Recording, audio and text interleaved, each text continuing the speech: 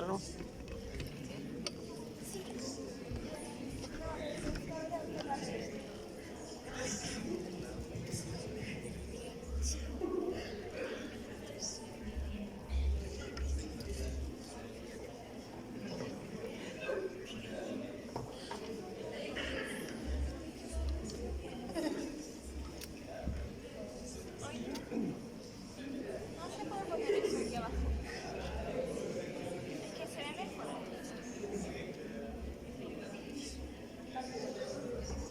Sí, cuando ustedes quedan.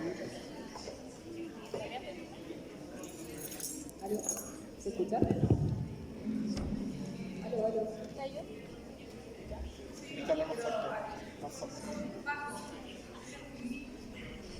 ¿Aló, aló? ¿Se escucha?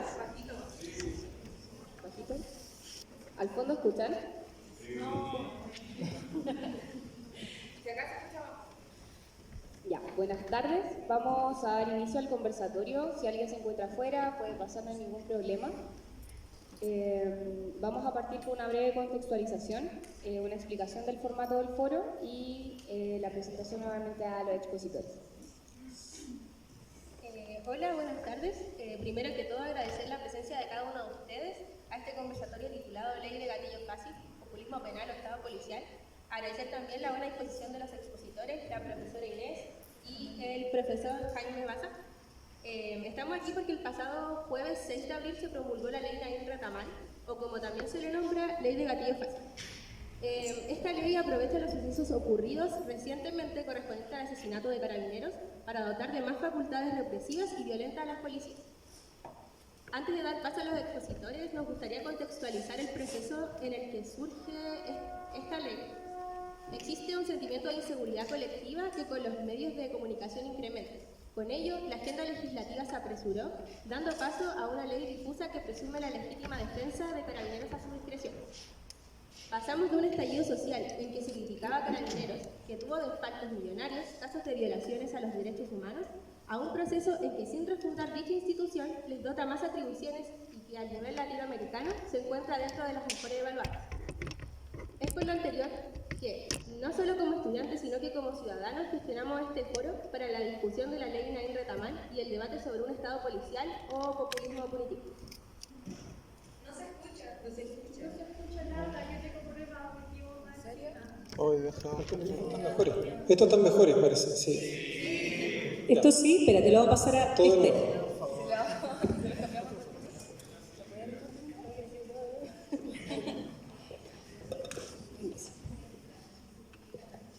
¿Y ahora sí se escucha bien? Ahí sí. Ahora sí. Ahora sí. Partimos de nuevo entonces para que escuchen bien la introducción. Bueno, buenas tardes otra vez. Primero que todo, agradecer la presencia de cada uno de ustedes a este conversatorio titulado La Ley de Gatillo Fácil, Populismo Penal o Estado Policial. Agradecer también la buena disposición de los expositores, la profesora Inés Robles y el profesor Jaime Baza. Estamos aquí porque el pasado jueves 6 de abril se promulgó la Ley Naín Retamal, o como también le llamamos Ley de Gatillo Fácil. Esta ley aprovecha los sucesos ocurridos recientemente correspondientes al asesinato de carabineros para dotar de facultades represivas y violentas a las policías. Antes de dar paso a los expositores, nos gustaría contextualizar el proceso en el que surge esta ley. Existe un sentimiento de inseguridad colectiva que con los medios de comunicación incrementa. Con ello, la agenda legislativa se apresuró, dando paso a una ley difusa que presume la legítima defensa de carabineros a su discreción. Pasamos de un estallido social en que se criticaba a carabineros, que tuvo desfalcos millonarios, casos de violaciones a los derechos humanos, a un proceso en que sin refundar dicha institución les dota más atribuciones y que a nivel latinoamericano se encuentra dentro de las mejores evaluadas. Es por lo anterior que, no solo como estudiantes, sino como ciudadanos, gestionamos este foro para la discusión de la ley Naín Retamal y el debate sobre un Estado policial o populismo político. Queremos agradecer también a los organizadores de este foro, entre ellos la Federación de Estudiantes de la Universidad de Valparaíso, la revista Recrea que está transmitiendo en vivo, el Centro de Estudiantes de nuestra facultad, el Piquete Jurídico y también la Vocalía de Derechos Humanos de la Universidad de Valparaíso. Los expositores a continuación son la profesora Inés Robles, abogada y magíster en Derecho de la Universidad del Paraíso, actual decana subrogante de nuestra facultad, coordinadora de la clínica jurídica con amplia trayectoria como defensora de derechos humanos, destacando su rol en el estallido social en defensa de las víctimas de la represión, coordinando la presentación de recursos de amparo que permitió el cese de uso de balines por parte de la fuerza pública para reprimir las manifestaciones. Asimismo, fue candidata a Premio Nacional de Derechos Humanos que otorga el Instituto Nacional de Derechos Humanos el 2020, y el profesor Jaime Baza, abogado, doctor en Derecho por la Universidad de Barcelona, profesor de Teoría Política y Derecho Constitucional de nuestra universidad, fue convencional constituyente y vicepresidente de la Convención Constitucional, y ha dedicado gran parte de su labor académica y profesional a la crítica de la Constitución de 1980 y a buscar alternativas para superar sus cerrojos, destacando, entre otras obras, Constituyentes sin Poder y Chile del Cid. A continuación, parte de la organización les tiene que haber repartido algunos papelitos para que después de las exposiciones podamos dar algunas preguntas al público. Ellas serán retiradas antes de dar paso a las preguntas para que dentro del conversatorio las puedan ir redactando. Muchas gracias. Damos paso a la profesora Inés Robles, entonces.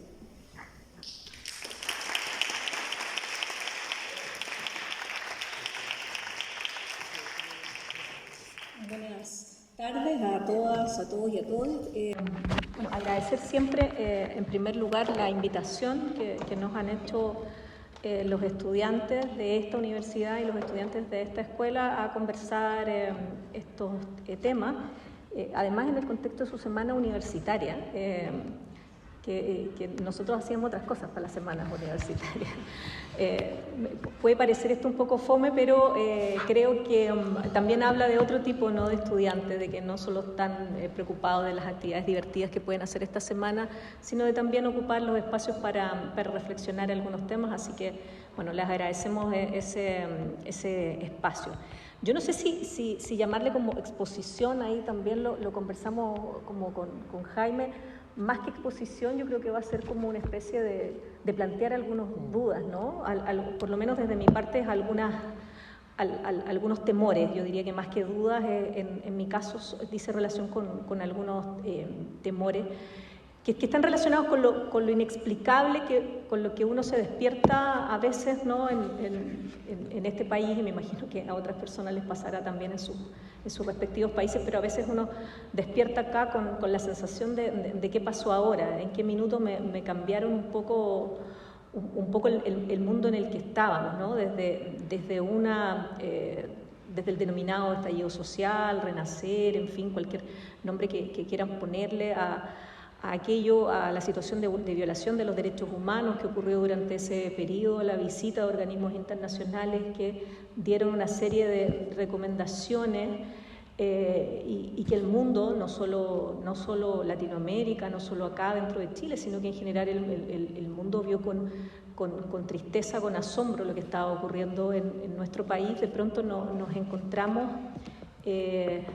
discutiendo algo que es absolutamente contrario a lo que en su minuto las recomendaciones de los organismos internacionales, y yo diría la propia razón, nos debieran estar haciendo discutir y legislando en un sentido completamente contrario. Explicaciones tendrán que verlas algún día quienes aparentemente puedan explicarlas de mejor forma. Me imagino que esto será objeto de estudios sociológicos de manera importante, en qué minuto pasamos de un momento a otro, en qué minuto pasamos de respetar las calles a no aprobar una constitución. Supongo que era un buen proyecto desde mi punto de vista. Quizás tiene que ver con la pandemia, quizás tiene que ver con que lo conversamos en algún minuto ahí en algún pasillo con Jaime.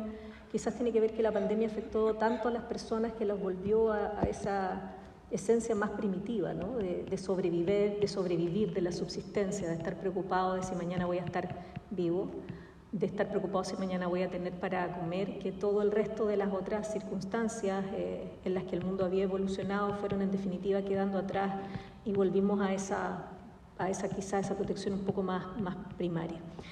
En general, expertos en materia de derechos humanos empezaron a mirar con asombro la tramitación rápida que se le dio a esta ley. y me refiero en general a quienes representan a organismos de derechos humanos, en este caso, por ejemplo, Amnistía Internacional. También hubo un pronunciamiento que se solicitó a la Comisión Interamericana de Derechos Humanos porque llamaba mucho la atención la rapidez con que se pretendía tramitar este proyecto de ley, muy en contra de algunas de las recomendaciones, como ya les decía, que habíamos visto. Y desde la perspectiva del mundo de los derechos humanos, ahí Londres 38 sacó una declaración, la Universidad de Chile, digamos, el Centro de Derechos Humanos de la Universidad de Chile, liderado por Claudio Nach, también fue mostrando preocupaciones activas respecto a este tema, y también es conocida una carta de penalistas y criminólogos que también la criticaban desde el punto de vista específico del ámbito del derecho penal, en el cual yo no me voy a meter porque no se acerca en lo absoluto a lo que yo pueda reseñar. Sí les quiero plantear algunas de las preocupaciones que me surgen, ¿no? En enero del año 2022, la Comisión Interamericana de Derechos Humanos hizo un análisis de la situación de derechos humanos en Chile a esa fecha y llegó desde luego a algunas conclusiones y también hizo algunas recomendaciones. Estamos hablando recién de enero del año 2022, o sea, un año atrás, ni tanto más, ¿no? En aquella señaló de manera, yo diría, categórica en sus conclusiones, dice: se produjeron situaciones, se refiere a Chile durante el estallido social, se produjeron situaciones en las cuales el personal de las fuerzas encargadas del orden actuó de manera desproporcionada. Dicha actuación resultó en un alto número de violaciones a los derechos humanos, entre las que destacan violaciones al derecho a la vida, a la integridad personal y a la actividad de las personas manifestantes, así como otras situaciones que pusieron en riesgo la protesta social y a las personas manifestantes. Esa es una de las conclusiones a la que arriba este informe, y desde luego también hace algunos alcances a propósito de la reparación y las garantías de no repetición, y de pronto nos encontramos ahí, yo creo que no se están cumpliendo a propósito de las garantías de no repetición. Le pide al Estado avanzar en las investigaciones sin dilación, de manera imparcial y efectiva, garantizando la diligencia, reforzada particularmente en el caso de la violencia sexual y de la tortura. Violencia sexual y tortura que lo quiero conectar ahí con un análisis normativo. En Chile se vivió fundamentalmente al interior de las comisarías, donde las personas se encontraban privadas de libertad y se cometieron actos de tortura y también de violencia sexual, fundamentalmente hacia mujeres y personas que forman parte de la disidencia o de la diversidad sexual. En ese informe también habla sobre la importancia de establecer la verdad, que es otro de los elementos un poco complejos con los que nos estamos encontrando, ¿no? Y esa verdad no solamente la manifiesta respecto de las víctimas y los familiares, sino también es una verdad que está relacionada con la sociedad también en su conjunto.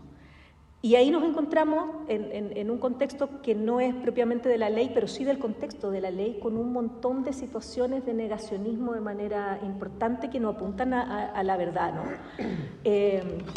Se empieza a acuñar ya por todos casi, y yo a veces hay sectores políticos que ni siquiera se excluyen, porque parece que ya no es políticamente correcto hablar del estallido social, sino que parece que estallido delictual les empieza a gustar como mucho más, y se empieza a poner una visión un poco de posverdad respecto de lo que ocurrió, donde el escenario que yo he visto en los medios de comunicación consiste en simplemente destrozos a los bienes públicos y a los bienes de privado, pero se reduce a eso, ¿ya? Se pierde toda la fase de las manifestaciones multitudinarias que hubo, la mayoría, desde luego, manifestaciones pacíficas, y se olvida toda parte de la violación de los derechos humanos, sobre todo y fundamentalmente por parte de carabineros en ese contexto. Entonces, también ahí hay un retroceso, creo yo, respecto del aporte que tiene que estar en materia de verdad. Hay recomendaciones que ellos hicieron en esto, y en una es sobre el derecho a la protesta social. Y aquí es importante porque señalan promover un estándar interamericano según el cual los funcionarios públicos tienen el deber de abstenerse de realizar declaraciones que estigmaticen o propicien la violencia contra las personas que participan en manifestaciones y en protestas. Eso parece que no lo hemos podido conseguir, porque además en general parece que En general los generales parece que les gustan este tipo de declaraciones. Señalan que hay que arbitrar medios necesarios para que cualquier persona que resulte lesionada o descompuesta en el marco de una manifestación tenga un pronto acceso a la asistencia. Y respecto del uso de la fuerza, hay una capita especial, dice, uso de la fuerza en el contexto de manifestaciones sociales. Dice, apego a los protocolos del uso legítimo de la fuerza en cumplimiento de los principios de legalidad, absoluta necesidad, proporcionalidad establecidos en los estándares internacionales. ¡Wow! Después aparece otro numeral, restringir la aportación de armas letales o menos letales por parte de los agentes de seguridad, ahora están con UCI. En el contexto de manifestaciones, de modo que el uso de la fuerza se ajuste estrictamente a los principios de excepcionalidad, necesidad, progresividad y proporcionalidad.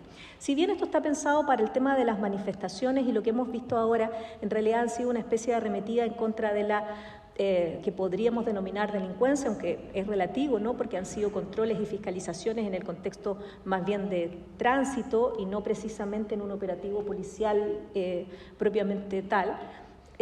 No está distante de que estas situaciones ocurran a propósito de la redacción de la nueva ley. Como ya les decía, esas son las recomendaciones y hay otras tantas más respecto de el uso de la fuerza, eliminar los perfiles raciales, evitar los actos de no repetición. Hay una serie de recomendaciones, todas relacionadas con el uso de la fuerza, ninguna de las cuales hasta ahora se ha hecho cargo Chile, pero sí se hace cargo de otro tipo de demandas populares que yo tampoco sé qué tan populares, digamos. A propósito del llamado que hicieron los organismos de derechos humanos internos, las agrupaciones de derechos humanos, fue que la Corte Interamericana llamó a Chile a garantizar un proceso participativo en la reforma de las leyes sobre el uso de la fuerza, porque teníamos un problema con el uso de la fuerza y por lo tanto para poder modificar esas normas llamó que fuera un proceso participativo, pero que finalmente tuvimos una tramitación rápida donde pudimos ver en las distintas instancias que no se pudo dar una discusión acabada, donde no se escucharon a expertos ni en el ámbito del derecho penal, o se escucharon muy poquito, incluso lo pudimos ver ahí en las redes sociales, ¿no? Cuando estaban tratando de sacar la tramitación rápida, había un invitado que tenía la senadora Yasna Proboste, que ni siquiera lo escucharon, y era precisamente el ámbito de los derechos humanos. Y precisamente ellos llaman a aquello, ¿no? Llaman a que esta celeridad genera en definitiva problemas, porque además en materias de derecho comparado y en otras experiencias es posible ver que este tipo de medidas lo único que hace en definitiva es aumentar la violencia.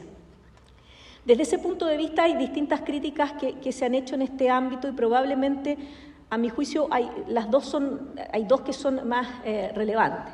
Una está relacionada con la legítima defensa privilegiada, con el uso de las armas letales y finalmente con una modificación que se hizo al artículo 150D que precisamente está relacionado con los apremios ilegítimos y que dice relación con un compromiso de Chile a propósito de regular el tema de la tortura que no se encontraba regulado en Chile.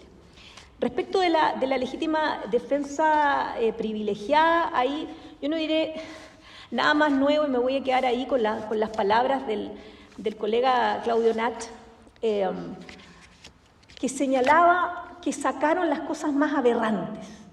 O sea, desde la modificación del proyecto y lo que lograron hacer en el Senado hasta altas horas, en la negociación política respecto de esa norma, finalmente se sacaron las cosas aberrantes, o sea, aquellas cosas que no habrían pasado probablemente un control jurídico un poco más acucioso, y probablemente, él lo señala así, creo que comparto su análisis político también, señala que en el fondo lo que se hizo ahí fue evitar que el presidente Gabriel Boric quedara en la situación de tener que llamar a veto porque esas eran muy aberrantes, o quizás hacer que algunos de los diputados, senadores, en fin, hicieran algún requerimiento al Tribunal Constitucional precisamente por esas materias, ¿no? Y en el fondo que aparecieran políticamente como tratando de evitar que la ley avanzara. Entonces, las cosas aberrantes de la norma sí efectivamente se consiguieron sacar. Entiendo que la tranza finalmente política por la que salió fue que esto estaba pensado en Carabineros, pero finalmente se terminaron incorporando también a las Fuerzas Armadas dentro de, en general, la legislación que está relacionada con esto. Pensando, y eso es complejo, porque cuando incorporan a las Fuerzas Armadas, en el fondo lo que se está preparando, creo yo, es la posibilidad de estados de excepción mucho más recurrentes, donde las Fuerzas Armadas estén en contacto más permanente con la comunidad a propósito de este tipo de situaciones y que, en el fondo, resguardar cómo acontece esa situación.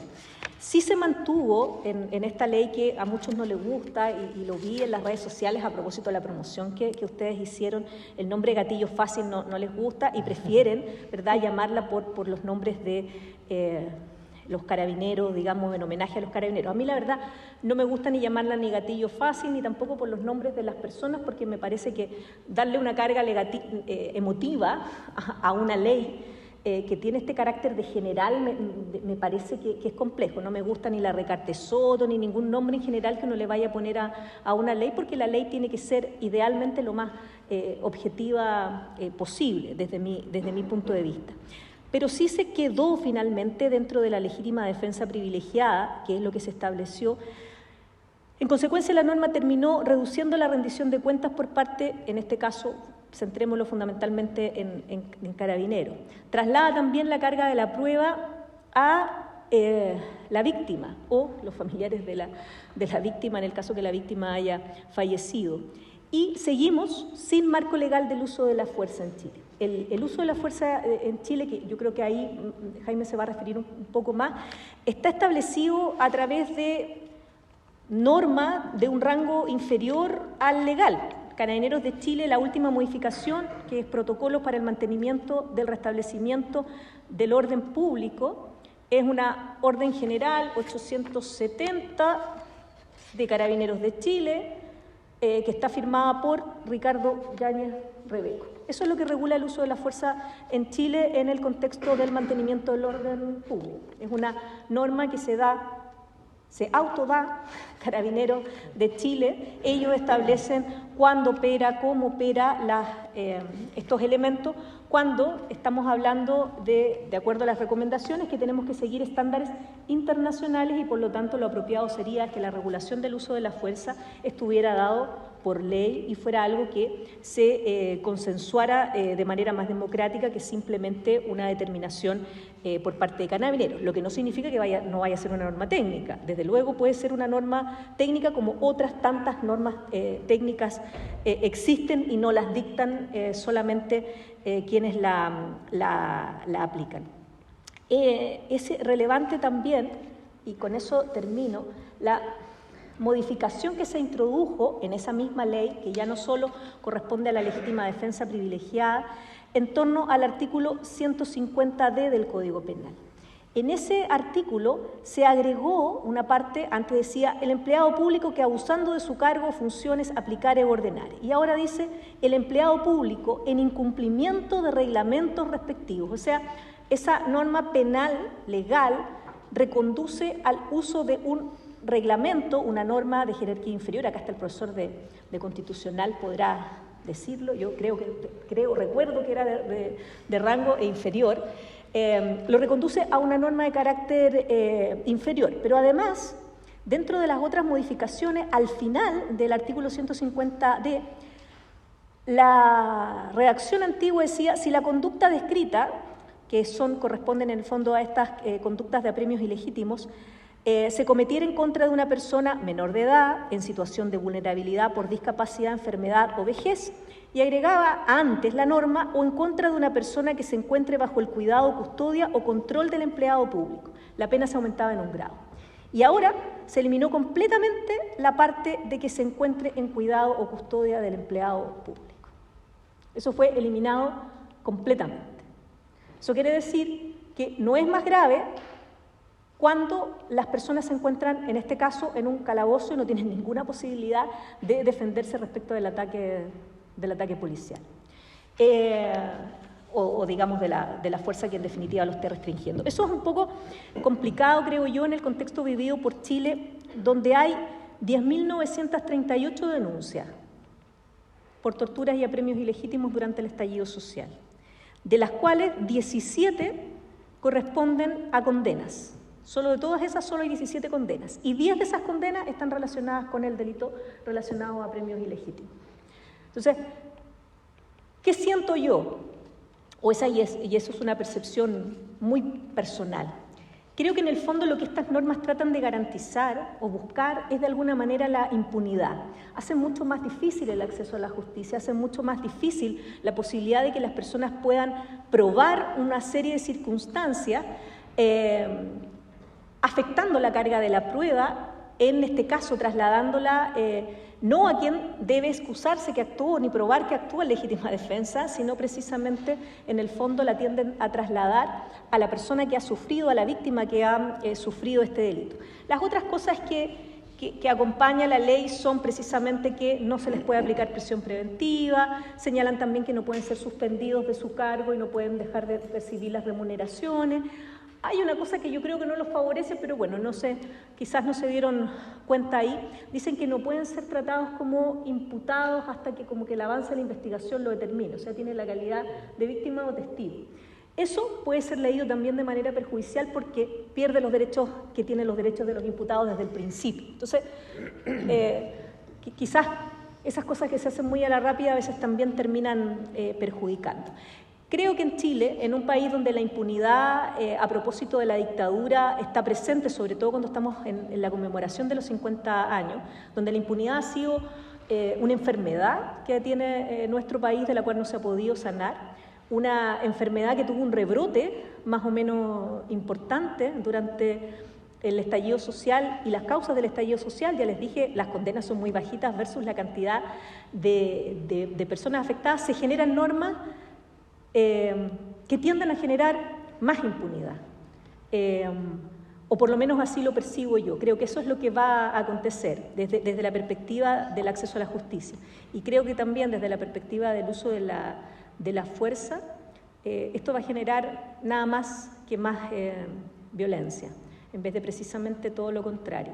Porque la mayoría de las personas se pone siempre en este escenario pensando en el delincuente, asumiendo además que el delincuente es un otro distinto a uno.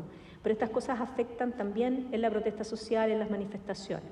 Porque lo más raro es ver precisamente, Jaime probablemente lo vaya a abordar, los carabineros cuando ustedes van a las manifestaciones, a las protestas, están muy implementados. Pero cuando se supone que van a meterse a poblaciones riesgosas, a hacer controles, no tienen ninguna medida de seguridad.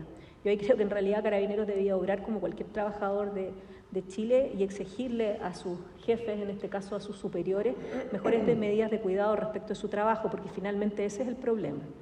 El problema no se va a resolver con este tipo de leyes. Obviamente, por desgracia, van a seguir falleciendo carabineros si es que no mejoran sus capacitaciones, si es que no mejoran sus implementos y desde luego si es que no mejoran las directrices que tienen de sus generales en el sentido que los manden protegidos a los lugares donde deben trabajar. Esa es mi preocupación, pero se los planteo como los problemas que yo veo y las preocupaciones que veo a futuro. Gracias.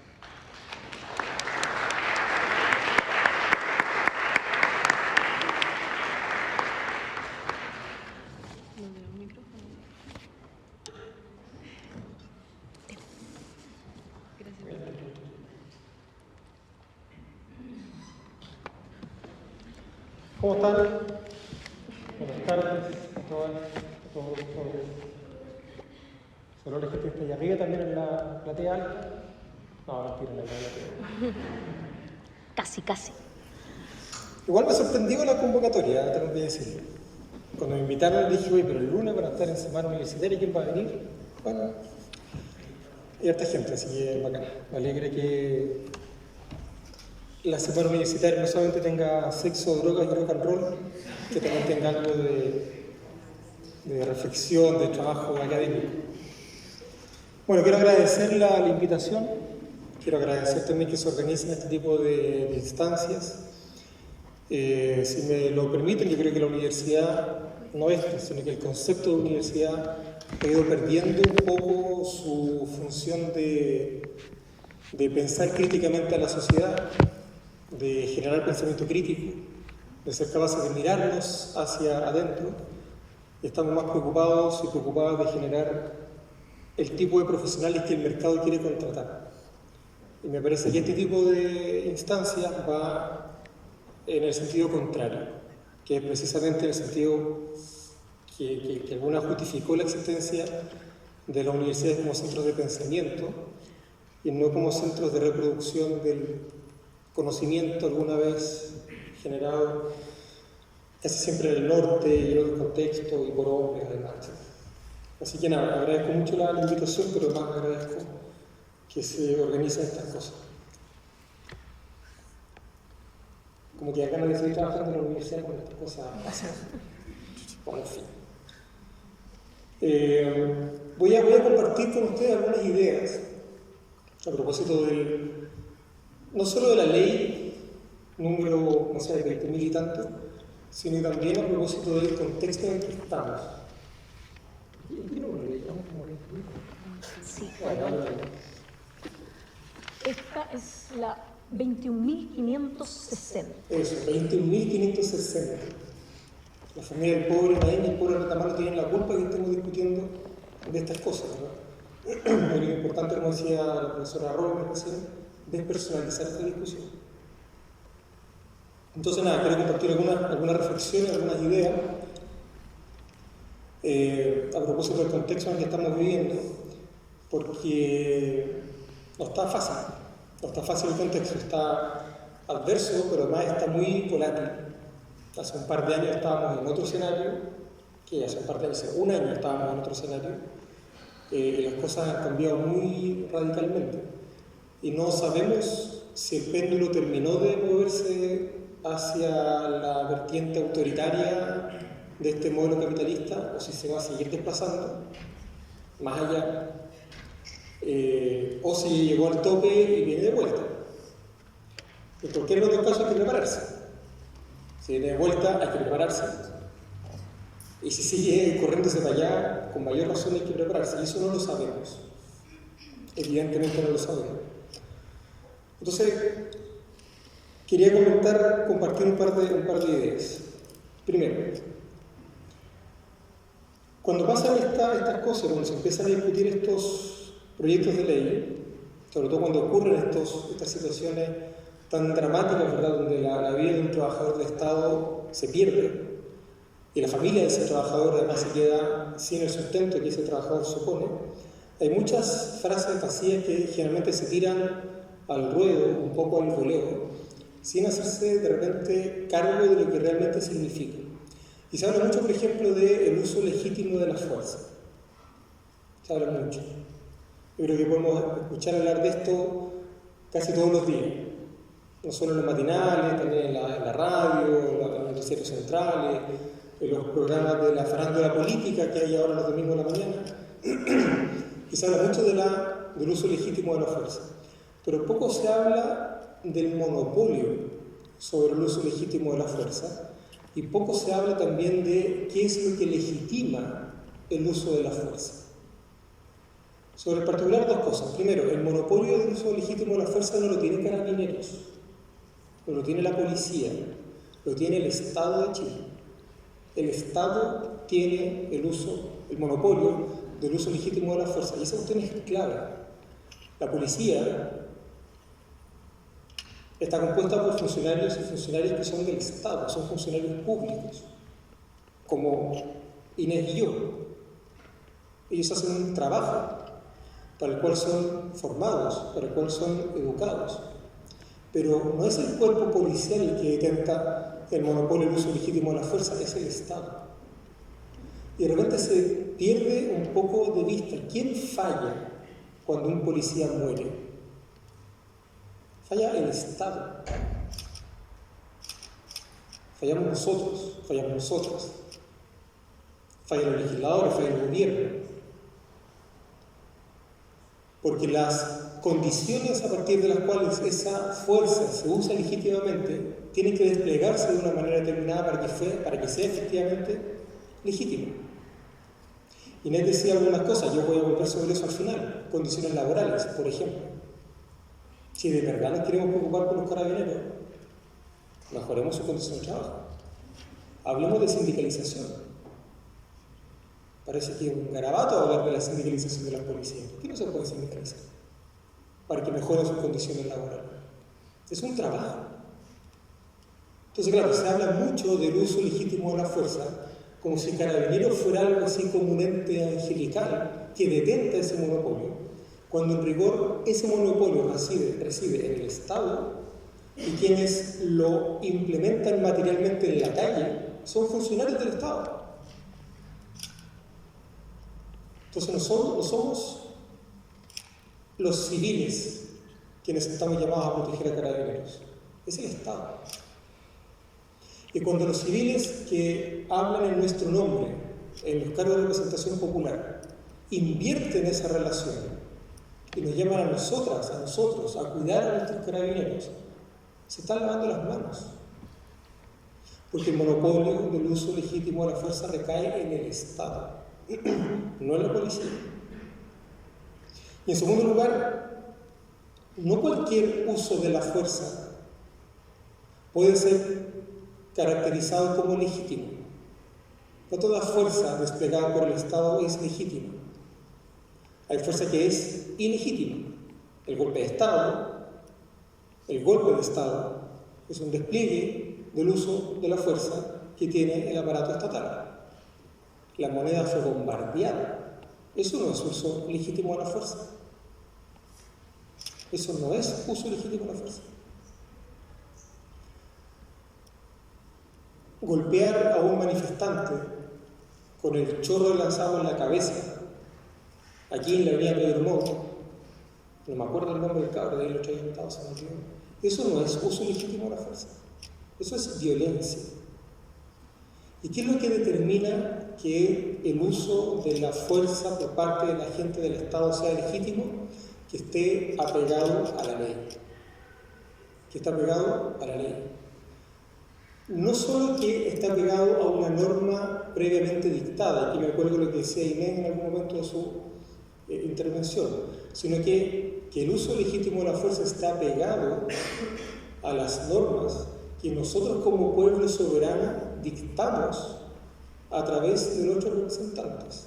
Y esa es la ley, no los reglamentos de la policía, la ley. Y eso en Chile no ocurre. No ocurre. Lo decía Inés recién. No hay leyes que regulen el uso legítimo de la fuerza. Hay reglamentos de Carabineros, ni siquiera del Ministerio del Interior. Entonces, claro, tiramos al voleo muy rápidamente, muy fácilmente, muy livianamente esta idea de que el uso legítimo de la fuerza, pero aquí hay dos matices que yo creo que son bastante estructurantes, respecto a los cuales estamos en deuda. Porque les cargamos a la policía el monopolio del uso legítimo de la fuerza cuando no son ellos quienes tienen ese monopolio, sino que el Estado. Y el Estado tiene deberes hacia esas policías. Sino que además estamos dando por sentado que los criterios de legitimidad del uso de la fuerza los pueden establecer los propios agentes del Estado que están llamados a ejercer el uso de la fuerza. Eso no tiene sentido. No tiene sentido. Entonces estamos, evidentemente, en un problema. Y el efecto de este tipo de problemas igual es un efecto nocivo, porque empieza en algún sentido a difuminar ciertas fronteras que son importantes para que el sistema jurídico y para que el orden social funcione. Por ejemplo, hay una frontera entre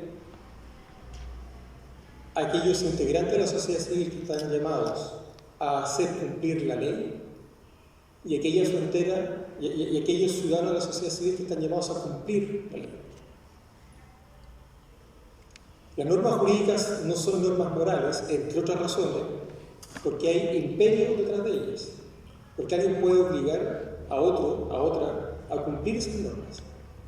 Y esa potestad de imperio, que es del Estado, se ejerce a través de las policías.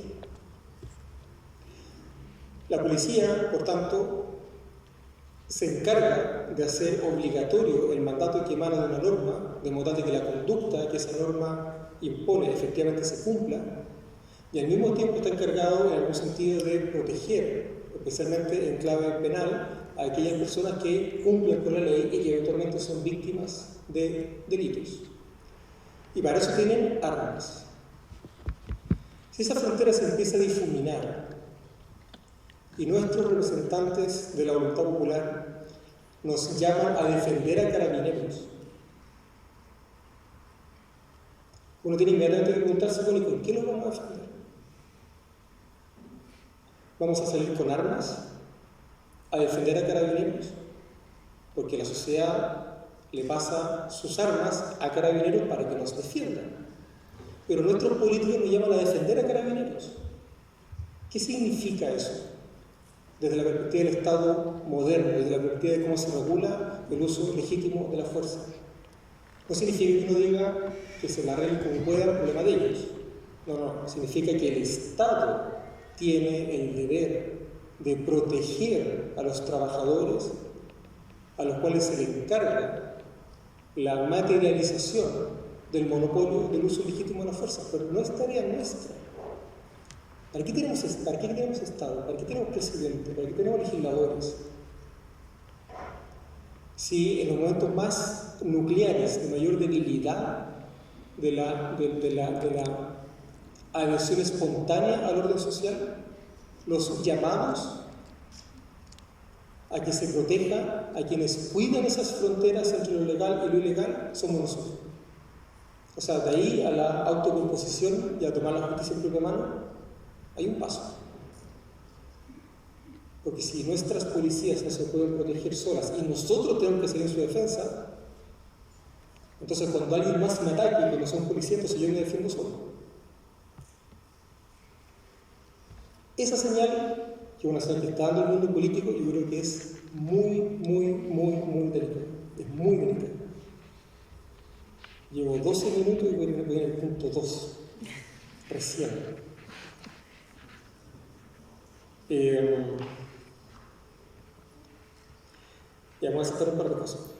Y es muy delicada, además, porque estamos en un contexto particularmente sensible para la estabilidad del orden social. Un momento sensible para la estabilidad del orden social por dos grandes razones. Primero, porque hay un proceso constituyente en marcha. El tercer intento por redactar una constitución en democracia en menos de 10 años. El tercero. Esa época de la historia chilena del siglo XIX, a la cual nosotros llamamos la anarquía, tiene una menor tasa de constituciones por año. Este es el tercer intento. Bachelet redactó un texto que entregó al Congreso en marzo del 2018. La Convención Constitucional redactó otro, en septiembre de 2022. Y en diciembre de 2023, en 5 años, vamos a tener otro texto. Entonces, hay una inestabilidad política en la forma en la que se configura jurídicamente nuestro orden social que nos está afectando. Y en ese contexto se da además esta crisis de seguridad. Entonces, se trata de un escenario difícil. Y se trata de un escenario complejo, decía además, en segundo lugar, porque tenemos un estallido social, o sea, tuvimos un estallido social hace media hora. O sea, octubre del 2019 en términos históricos es ayer. Es ayer. Con independencia de cuáles sean los juicios que nosotros podamos tener al respecto, las condiciones políticas y materiales que justificaron ese alzamiento no han cambiado. Siguen estando ahí. Tuvimos suerte, entre comillas, de que la institucionalidad lograra canalizar un nuevo proceso constituyente dentro de ciertos bordes. Ya, a mí no me gusta lo que está pasando, pero al menos se ha canalizado. Al menos se ha canalizado. Pero no podemos seguir tirando de la cuenta de oro como si fuera una cuenta sin fondo. Entonces, si más encima tenemos esta crisis, ¿verdad?, de legitimidad en el uso legítimo, en el monopolio del uso legítimo de la fuerza, las condiciones que se están desplegando para una crisis institucional son bastante más profundas de lo que parece.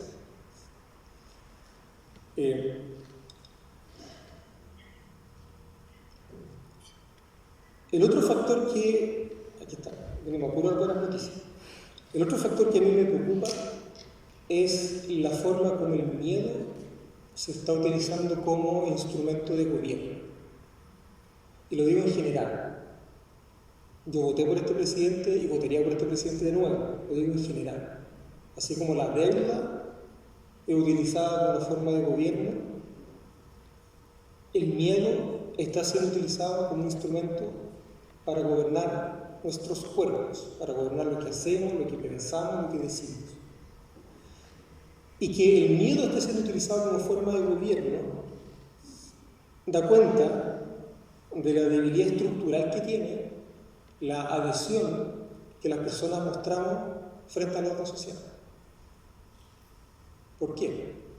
Porque como la adhesión ya no es espontánea, y estas ideas no son mías, por supuesto, cuando la adhesión no es espontánea, se requiere de otro tipo de despliegue por parte del Estado para garantizar adhesión. ¿Y esa adhesión en la práctica qué significa? Significa respeto por las normas jurídicas vigentes. La falta de adhesión al orden social, la falta de respeto al orden social, el desconocimiento del orden social vigente, se llama, en dos palabras, anomia social.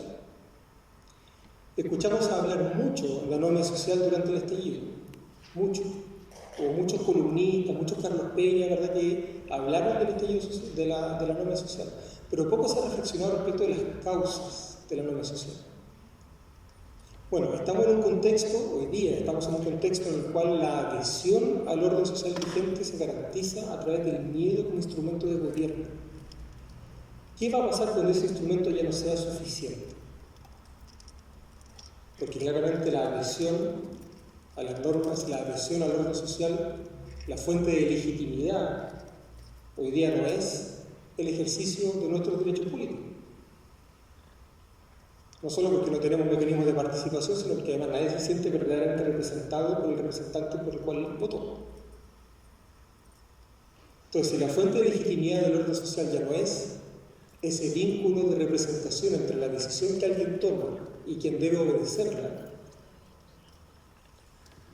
y nos encontramos con que el miedo está siendo utilizado como forma de gobierno desde mucho antes de que hubiera esta crisis de seguridad, estamos a un paso de que la fuente de adhesión al orden social se acaba. Y ahí es cuando esa violencia instauradora, esa violencia generadora de orden, que es, por ejemplo, el movimiento constituyente, se transforma en violencia conservadora.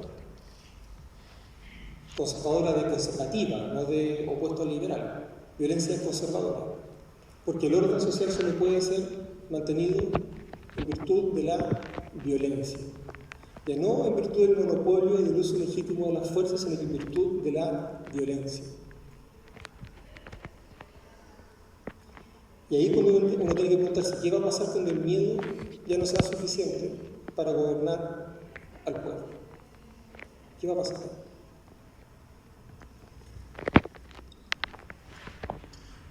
Y razones para la anomia social, especialmente para la falta de respeto hacia Carabineros, lamentablemente hay varias.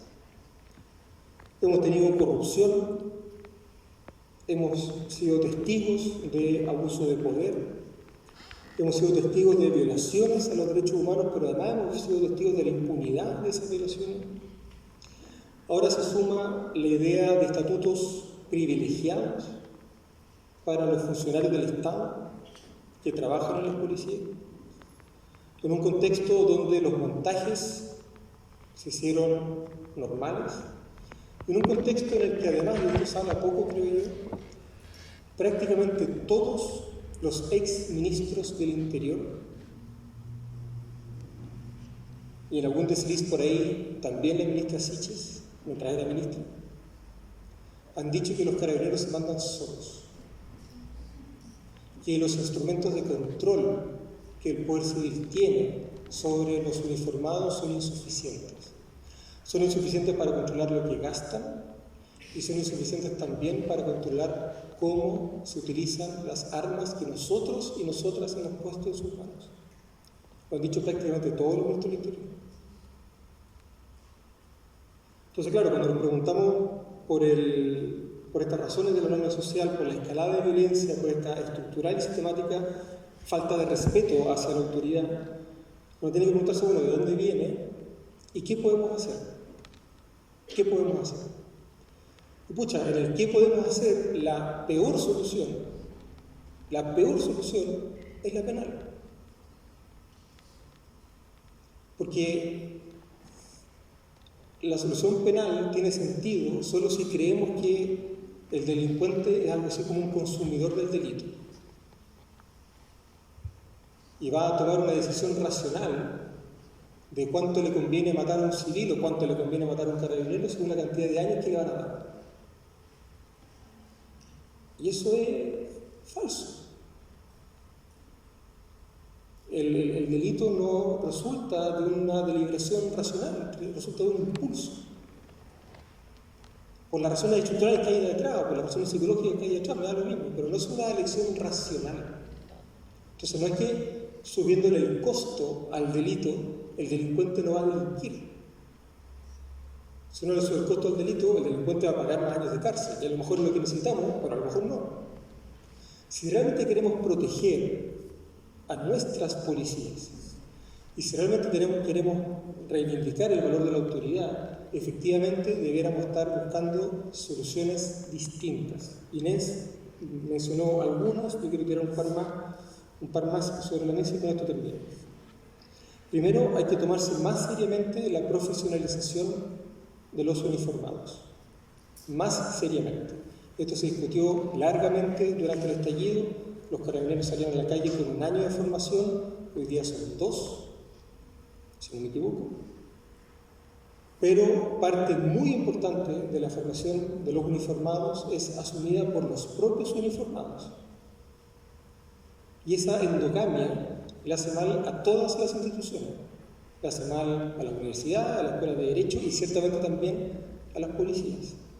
El proceso formativo de las policías es el momento donde la sociedad civil se puede meter para controlar el monopolio del uso legítimo de la fuerza. Entonces hay un desafío en materia de profesionalización. Segundo, hay que discutir la formación de nuevos cuerpos policiales especializados. La cantidad de funciones que Carabineros asume es gigantesca, desde el control de tránsito, control de fronteras, de narcotráfico, violencia intrafamiliar, ley de policía local. Entonces, quizás debiéramos tener la conversación como sociedad de que necesitamos un par de cuerpos policiales más. Quizás un cuerpo policial militarizado para controlar la frontera, con formación especial. Quizás necesitamos una unidad administrativa, civil, para el control del narcotráfico, con capacidad operativa para disponer del armamento y de los funcionarios de las Fuerzas Armadas o de Carabineros si no sea la necesidad. Pero lo que decía Inés hace un rato es dramáticamente cierto. ¿Por qué los carabineros van más preparados a la calle a combatir, a enfrentar a quienes reivindican un orden social distinto y no cuando van a combatir el narcotráfico? ¿Qué sentido tiene eso? ¿Qué orden es el que hay que proteger? En tercer lugar, controles civiles más efectivos, evidentemente. Controles civiles más efectivos. En cuarto lugar, condiciones laborales. No nos podemos olvidar de que este es un trabajo. Hay trabajadoras y trabajadores al otro lado. O sea, no estamos hablando de uniformados. No estamos hablando de los buenos, los malos, estamos hablando de trabajadores. Trabajadores cuyas condiciones laborales son bastante miserables, porque son inseguras, porque tienen jornada de trabajo muy extenuante, porque los procesos formativos son más bien violentos, porque hay mucho maltrato, hay mucho acoso laboral, hay mucho acoso sexual. Entonces las condiciones laborales de trabajo no son las mejores. Claro, después cómo esperamos que esa gente en la calle tenga un comportamiento compatible con los derechos humanos. Es una cuestión difícil. Y en quinto lugar, una cuestión que también ha salido harto en la prensa últimamente: entrenamiento en el uso de la fuerza. O sea, si vamos a poner funcionarios del Estado con armas en la calle, yo esperaría que esa persona le pudiera disparar una manzana en la otra esquina. No sé si me explico. O sea, debería ser un profesional en el manejo de la moto, en el manejo del auto, en el manejo del bastón retráctil, en el manejo de la pistola, pero profesional. Y en estos días nos hemos enterado que la gente, que los oficiales que salen a la calle con un día de entrenamiento al año. Entonces, claro, los estamos exponiendo a la muerte. ¿Y qué es lo que pasa? Se mueren. Y es una responsabilidad nuestra como sociedad, es responsabilidad del Estado, es responsabilidad de los empleadores, es responsabilidad de la ausencia de una ley que regule el uso legítimo de la fuerza. Y nada de esto se soluciona subiendo las penas, estableciendo estatutos privilegiados para la legítima defensa, etcétera, etcétera. La mejor legítima defensa, que uno como sociedad le puede garantizar a un oficial es la profesionalización en el uso de su arma de fuego. Esa es la mejor defensa. Si va a ser injustamente agredido, que sepa defenderse ahí, no en un tribunal. Ahí. Porque el tribunal es tarde. En el tribunal alguien se murió. En el tribunal a alguien le llegó un palazo.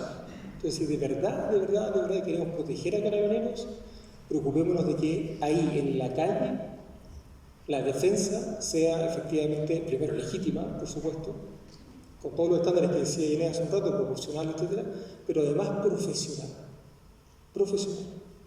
Y yo creo que lamentablemente el discurso público se ha ido por el lado de los quesos y no estamos discutiendo prácticamente nada de estas cosas. Pero bueno, no perdamos la esperanza. Muchas gracias.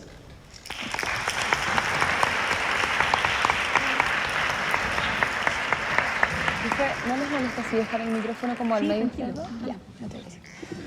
Agradecemos las exposiciones. Vamos a pasar a las preguntas del público que nos van a entregar ahora. Voy a ir a buscar.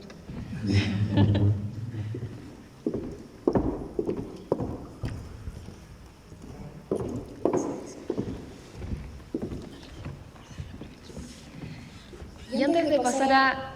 Sí, que nos quedó una.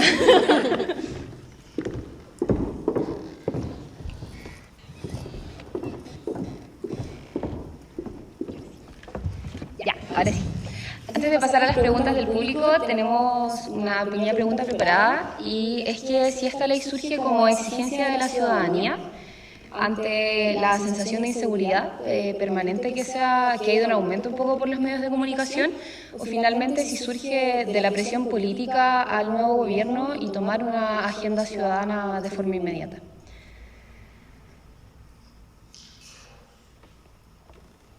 Ahí complicado, ¿no? Yo la verdad es que no creo que surja de la ciudadanía, ¿no?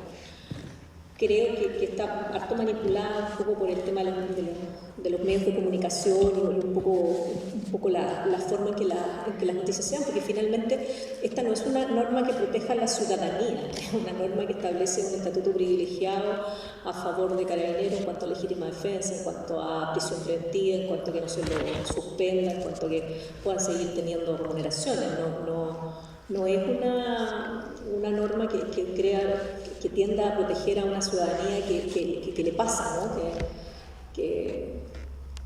Porque hayan aumentado el número de asaltos, porque esas cosas de pronto tienen que ver con un tema de seguridad pública en la que Carabineros obviamente tiene trascendencia. Yo siento que evidentemente hay componentes políticos importantes, creo que han atrincherado, es difícil, porque también voté por el actual presidente Jaime. Es difícil porque los han puesto en una situación compleja y lo diré ahí con una frase coloquial, y siento que han pisado el palito, digamos, en este cuento de manera importante. Tuvieron opciones incluso antes de no dar este discurso acelerado y tratar de girar otras medidas.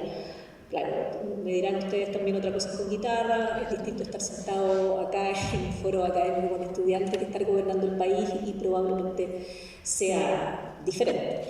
Pero claro, yo como votante hubiese esperado una cosa diferente, ¿no? Quizás un poquito más de resistencia, quizás un poquito más de...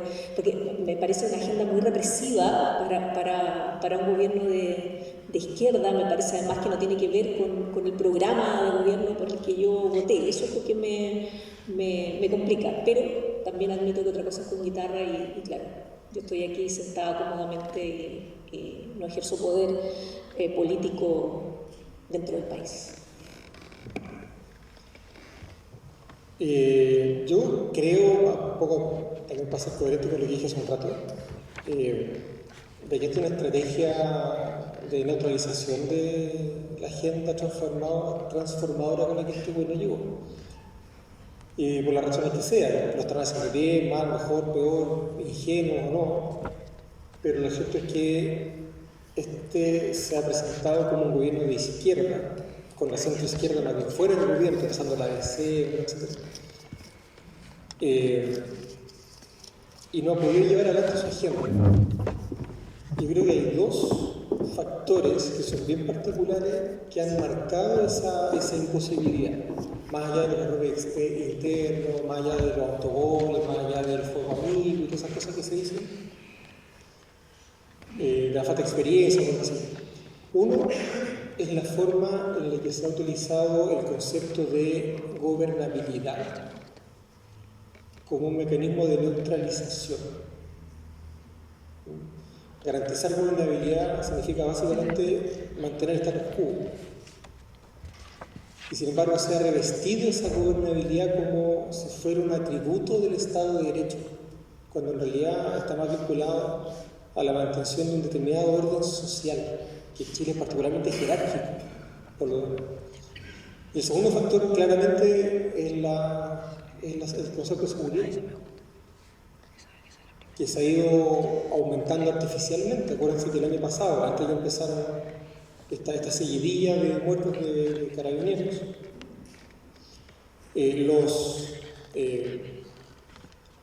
las estadísticas que mostraba el Ministerio Público iban en un sentido distinto a la sensación de seguridad que mostraba la gente. Mientras las estadísticas bajaban, la inseguridad subía. ¿Y qué es lo que salían inmediatamente a decir los comentaristas en la tele? Ah, no, es que la gente ahora denuncia menos. Pero lo cierto es que hay una disociación, al menos hasta el año pasado, entre la sensación de inseguridad y la inseguridad propiamente tal. Y esa relación se rompió durante el año, durante este año. Y la sensación de inseguridad se disparó. Y claro, como se gobierna a través de la inseguridad y del miedo, ha terminado la agenda más bien neutralizada. Lamentable. Bueno, eso creo yo. Tenemos hartas preguntas del público, son más o menos 10, así que estamos tratando de... tratando de sintetizar algunas preguntas, están bastante similares o repetidas. Entonces, no lo estamos censurando, solamente estamos filtrando un poco. Y una de las preguntas dice, ¿habría alguna diferencia si la ley hubiese estado vigente para los casos de las muertes de carabineros? Yo experta sí en derecho penal no lo soy, pero obviamente hay un tema que es principio pro reo y que en materia de la ley penal se aplica la ley más favorable. Incluso, si mi memoria no me falla, la norma dice desde la promulgación, o sea, ni siquiera requería estar publicada, sino que requiere la promulgación. Entonces, eventualmente establece más pena o mayor cantidad de pena para la muerte de un carabinero, por lo tanto no se va a aplicar en ese sentido. ¿Para qué se puede aplicar? Es para beneficiar los estatutos de los carabineros o la situación de los carabineros que de muerte a alguien o lesionen a alguien en el ejercicio de su función. Por eso es que ayer el ministro de Justicia señalaba que a lo mejor respecto a lo acontecido en Yoyeos, que salió antes de la dictación de la ley, pero que la ley ya estaba promulgada, se podría aplicar lo que ocurrió el fin de semana en la ciudad de San Antonio. Entonces, la lógica va a ser que se aplique siempre la ley más favorable al reo, en cualquiera de las dos circunstancias, considerando que esta ley establece un estatuto privilegiado, pero al mismo tiempo aumenta las penas en el caso de que la persona víctima sea personal policial o de las Fuerzas Armadas en el ejercicio de su cargo. Sí, yo muy breve lo que agregaría es que el derecho siempre tiene un límite. El derecho no es omnipotente. Lo voy a decir crudamente, pero lo voy a decir igual. Ninguna ley va a detener un balazo. Por lo tanto, lo que la ley debiera hacer es preocuparse por las condiciones materiales en las cuales se da la sociedad, para evitar que ese balazo sea percutado. Pero ninguna ley, ¿qué es el punto? El derecho tiene un límite, hay una dimensión de la vida social que es fáctica, que es pura facticidad. Y claro, como tenemos las prioridades mal puestas, y hemos estado poniendo a propósito de estas leyes y otras, la prioridad de la sanción, y no en la forma en que se configura, por así decirlo, esa relación delincuente-policía, vamos saliendo siempre para atrás, estamos llegando tarde, estamos siempre llegando tarde.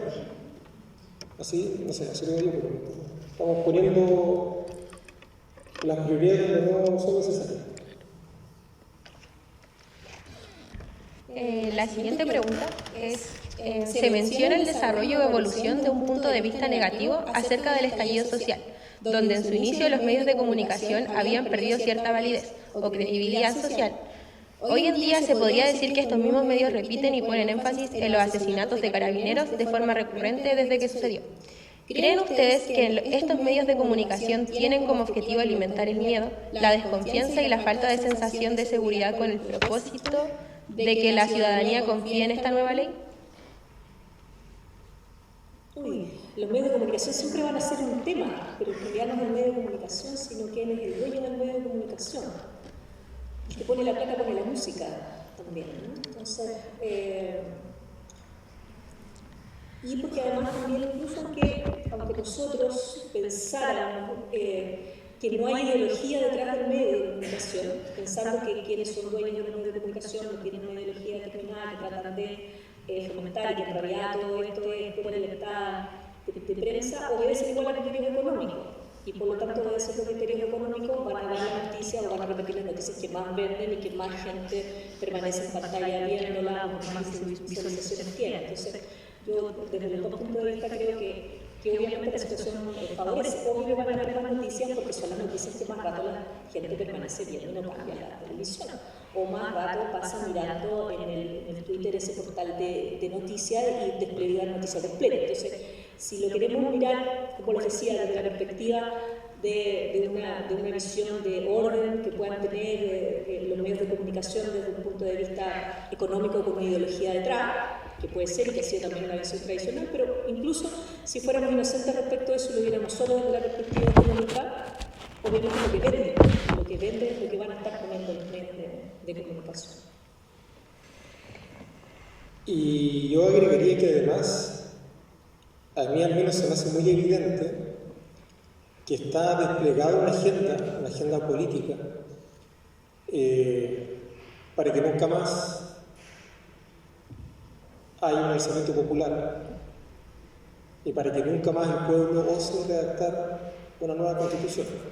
Buena, mala, da lo mismo, pero este ha sido el intento constituyente más popular que tiene la historia de Chile. Entonces, claro, todo este dispositivo comunicacional en algún sentido está orientado a que esto nunca más vuelva a pasar. Entonces ya no aparecen las frases de Piñera pidiendo perdón, reconociendo, qué sé yo, la deuda con el pueblo de Chile, o proponiendo una agenda social que nunca se concretó. Ya no se muestran las imágenes de la marcha del 25 de octubre, por ejemplo, eso ya no se ve. Lo que se ve son vandalismo, para que el acto de protesta social, el levantamiento popular en contra del orden social vigente, sea desplazado discursivamente y ese lugar sea ocupado por el estallido delictual, delincuencial, no sé cómo le llaman. Delictual. Porque el pueblo no tiene derecho a levantarse. El pueblo no tiene derecho a protestar. Eso es delito. Eso es lo que quieren instalar. Tanto es así que para justificar la agenda de protección de carabineros que han muerto en operativos de narcotráfico y en otras situaciones similares, se utilizan imágenes de la revuelta social, cuando no tienen nada que ver una cosa con la otra. Sí, y agregando ahí a lo que decía Jaime, precisamente una de las modificaciones legales, a propósito, porque esto también tiene que ver con la manifestación social, dice, el personal que se refiere a carabineros y enfermería, o con ocasión de esta haga uso de su arma de servicio, armamento menos letal o elementos letales para rechazar alguna violencia, que eso lo podemos entender todo, ¿no? Obviamente si está en peligro su vida tendrá que hacerlo, pero también dice, o vencer la resistencia contra la autoridad. Vencer la resistencia contra la autoridad. Eso es bastante menos que violencia. ¿Qué podrá hacer? ¿Qué podrá hacer vencer la resistencia contra la autoridad? Bueno, darse a la fuga, ¿no? Cuando Carabineros te detiene. No estoy diciendo que cuando lo atropellan, sino cuando te detiene, cuando ya se va. Y es raro eso, porque en Chile no está establecida la pena de muerte, sin embargo te terminan ejecutando por arrancar. Una cosa para nada. Mejor te quedas porque no te van a matar por ninguna circunstancia. Eso se arranca. Vencer la resistencia a la autoridad. Esa es una norma que va a ser ampliamente represiva. Ampliamente represiva. La siguiente pregunta es un poco más concreta y dice, ¿tiene el Ministerio del Interior la potestad para generar un reglamento sobre el uso legítimo de la fuerza para las policías? Oye, Jaime, yo... ¿Cómo, perdón? ¿Me repite la pregunta? ¿Tiene el Ministerio del Interior la potestad para generar un reglamento sobre el uso legítimo de la fuerza para las policías? Yo diría que no. Claro, aquí hay una cuestión compleja a propósito del dominio legal. Artículo 63. Exactamente. ¿Cuál es la materia del artículo 63? Como el artículo 63 de la Constitución todavía vigente concibe el dominio legal con un horizonte cerrado, un dominio legal máximo, donde el legislador no puede ir más allá. Si no está expresamente contemplado, uno debería decir que no. Pero también hay una suerte de bolsa de gato en el número 20, que es un numeral residual, una competencia residual, que establece que las bases generales de un ordenamiento jurídico tienen que estar establecidas por ley. Yo no podría decir que efectivamente estas son bases generales para un ordenamiento jurídico, por lo tanto yo diría que esto tiene que estar regulado por ley. Ahora, además el estándar internacional, que esto sea regulado por ley. Por lo tanto yo diría que Interior puede dictar un reglamento, sí, pero primero tiene que haber una ley. O sea, ese reglamento en ningún caso podría emanar de la potestad reglamentaria autónoma del presidente, debiera emanar de la potestad reglamentaria de ejecución. Y para eso se necesita una ley primero. Esa sería mi opinión. Yo no opino. Para eso está el proceso de constitución. La siguiente pregunta dice, ¿esta ley se podría considerar como un tipo de autorización de autotutela respecto a los funcionarios de Carabineros, considerando que dicha ley provocaría aún más violencia? ¿Qué tan eficiente sería este caso de autotutela? ¿Se consideraría una autotutela privilegiada? No sé si llegar tanto como autotutela. Creo que hay incluso un poco como exagerado. Pero sí creo que lo que es eso, que la ley lo declara, que es precisamente legítima defensa privilegiada. La legítima defensa se excluye, digamos, de la autotutela a un principio donde se le pudiera parecer por el hecho de que está regulada en el ordenamiento jurídico y porque tiene algunos elementos que son muy relevantes en relación a la necesidad, a la proporcionalidad y a otros elementos que no se pierden completamente, ¿no? No se pierden completamente, pero sí se ignoran respecto de la participación, en este caso de Carabineros, en fin. Totalmente de acuerdo. Por eso están invitados. En el último tiempo, pareciera ser que la izquierda está perdiendo la batalla moral de la defensa de los derechos humanos y una gran cantidad de gente pareciera estar dispuesta a sacrificar derechos fundamentales en pro de la seguridad. En ese sentido, ¿qué creen ustedes que es necesario para cortar de raíz la falsa dicotomía entre seguridad y respeto a los derechos humanos? Es complejo porque además también yo creo que la seguridad también forma parte de un derecho fundamental, el que podamos vivir seguros y el que estemos libres de violencia en ambientes de aquellos también forma parte de un derecho fundamental. Entonces, me parece que oponer seguridad a derechos humanos tampoco en el fondo es tan real, porque también es un derecho que tenemos de vivir en una sociedad tranquila, una sociedad libre de violencia, evidentemente imposible, libre de delitos, pero probablemente con connotaciones o con control en esa materia. Creo que la verdad es que falta simplemente educación, y que fue precisamente también una de las recomendaciones que se hicieron por parte de la Comisión Interamericana y en general los organismos internacionales que visitaron Chile, ¿no?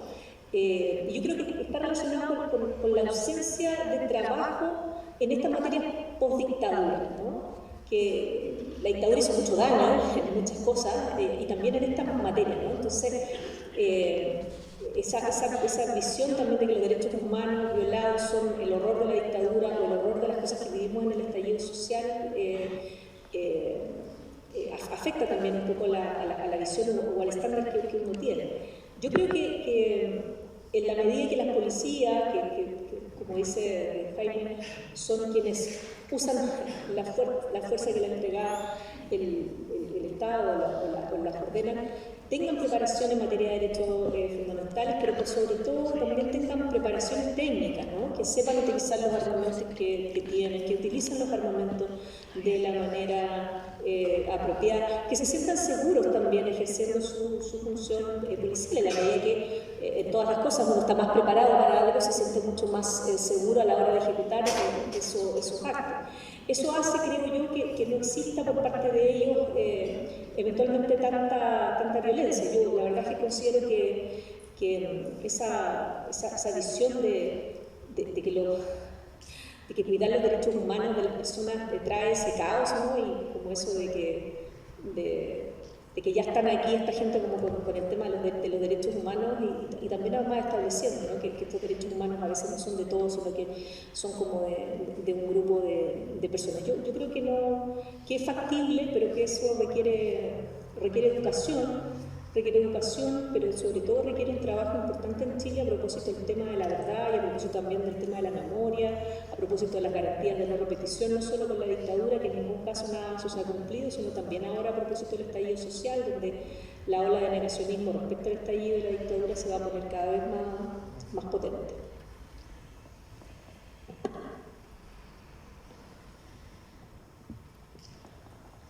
Yo creo que hay una señal que yo creo que deja más o menos claro por qué de repente pareciera que estamos perdiendo.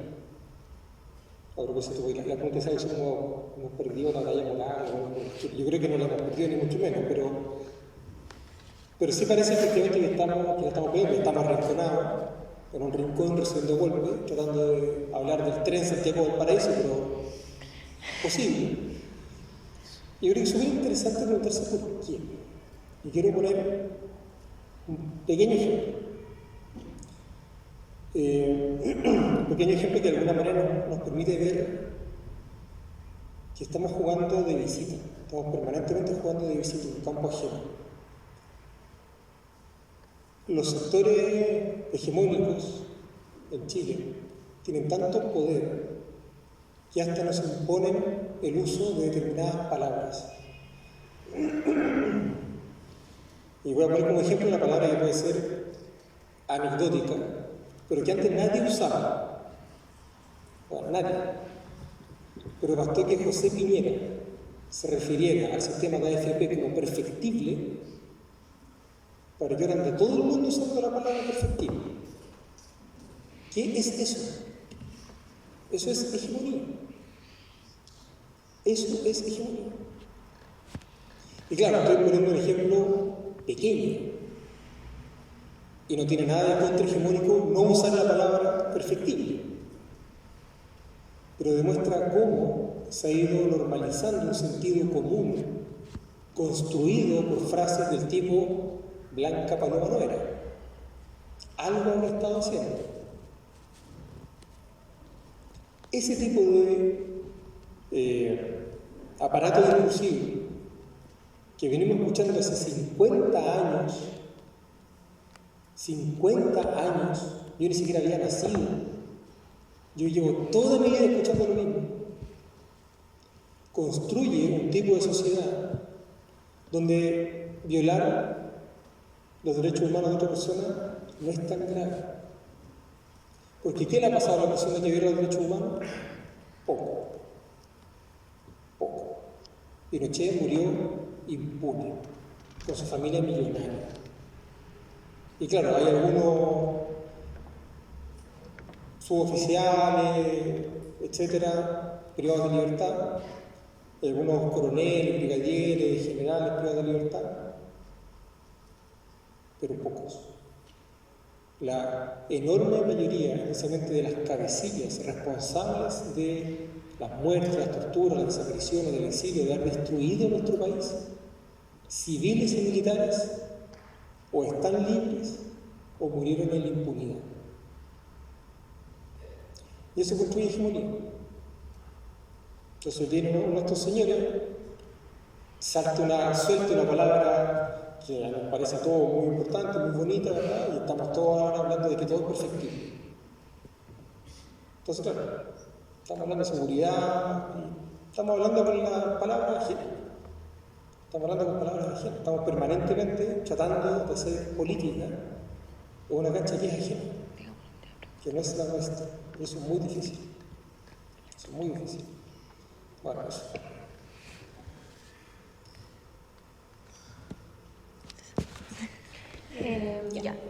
La última pregunta.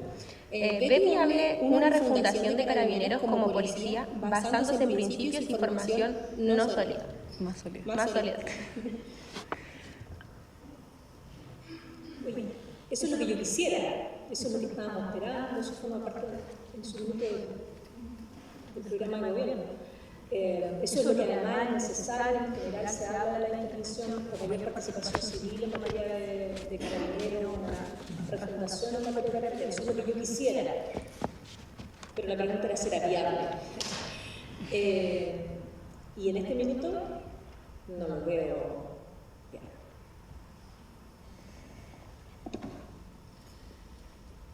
Bueno, otra palabra más cargada, ¿verdad?, de tensión hegemónica, la refundación. Ya no se puede decir refundación en este país. Nada puede ser refundado. Todo tiene que ser con terno oscuro, con camisa blanca, con corbata oscura. Yo creo que hoy día hablar de refundación de Carabineros sigue siendo necesario. Y es probablemente el contexto en el que es más necesario todavía. Porque estamos viendo una crisis de seguridad pública, una crisis de seguridad ciudadana con esta policía. De repente pareciera que esta policía cayó del cielo y de sorpresa se encontró con una crisis de seguridad.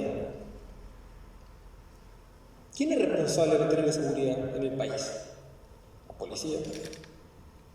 Entonces, si no es este el momento para pensar una forma de organización distinta de las fuerzas policiales, entonces, ¿cuál?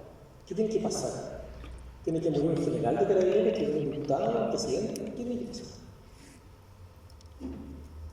Claro, el problema está en que yo creo que hoy día refundación ya no significa lo mismo que eventualmente significaba hace 2 o 3 años. Y probablemente refundación hoy día signifique sacar de la órbita de Carabineros de Chile ciertas funciones policiales que son nucleares para la convivencia social y entregárselas a un cuerpo policial distinto. Esa ya es una forma de fundar el orden policial distinta de la actualmente vigente. Yo creo que esa es una conversación necesaria. Yo insisto, las fronteras debieran estar fiscalizadas, controladas, protegidas, lo que sea, por una fuerza policial distinta, no por el ejército, porque el ejército está llamado a enfrentarse con el ejército del país vecino, no para enfrentarse con civiles del país vecino, sino que por una fuerza policial específicamente formada para eso. Y demorémonos lo que sea necesario, 3, 4, 5 años tener esa fuerza policial, pero tengamos esa discusión. Y a mí me parece, como decía hace un rato, que es clave que el control del narcotráfico no sea llevado adelante por las mismas personas que controlan el tránsito. Debiéramos tener una oficina civil a cargo del narcotráfico, con capacidad operativa sobre carabineros, con capacidad operativa sobre la Fuerza Aérea, con capacidad operativa sobre el Ejército. Y que el civil, la Oficina Nacional Antidroga, como se llame, civil, puede decir, el comandante jefe de la Fuerza Aérea, ¿sabe qué? Necesito 4 helicópteros para ir a llenar a la población de no sé qué. O que la oficina civil pueda decirle a la unidad de análisis financiero, porque sabe que el cabecilla de la banda de narcotráfico no vive en la lengua, vive en Lo Barnechea. Y su oficina está en Sanjata, no en Peñacal Alto. Bueno, esa capacidad operativa la policía no la tiene, no la puede tener. Y pensar eso, pensar una policía distinta, también permite proteger al policía que está en la calle y permite darle al Estado mayor eficacia en el control del autor que hoy día está claramente fuera de control.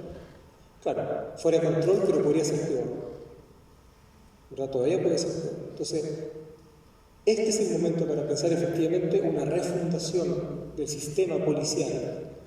Que Carabineros de Chile siga llamándose Carabineros de Chile da un poco lo mismo, pero las funciones policiales que hoy día están entregadas a ese cuerpo policial claramente no se están ejecutando al nivel que el país necesita.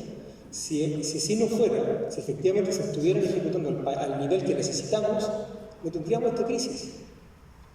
Carabineros también es parte del problema.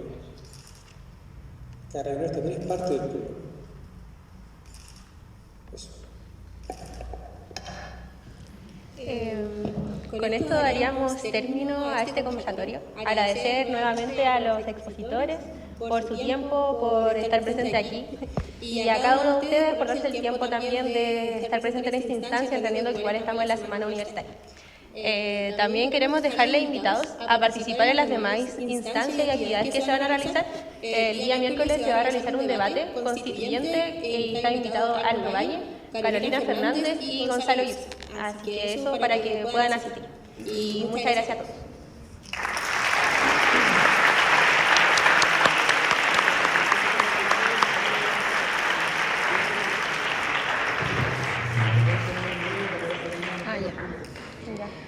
Les queríamos pedir dos cositas antes de que se retiren. Lo primero, si pueden devolver todos los lápices, por favor. Y lo segundo, si las personas que están en el lateral pueden acercarse al medio para poder tomar una foto del foro.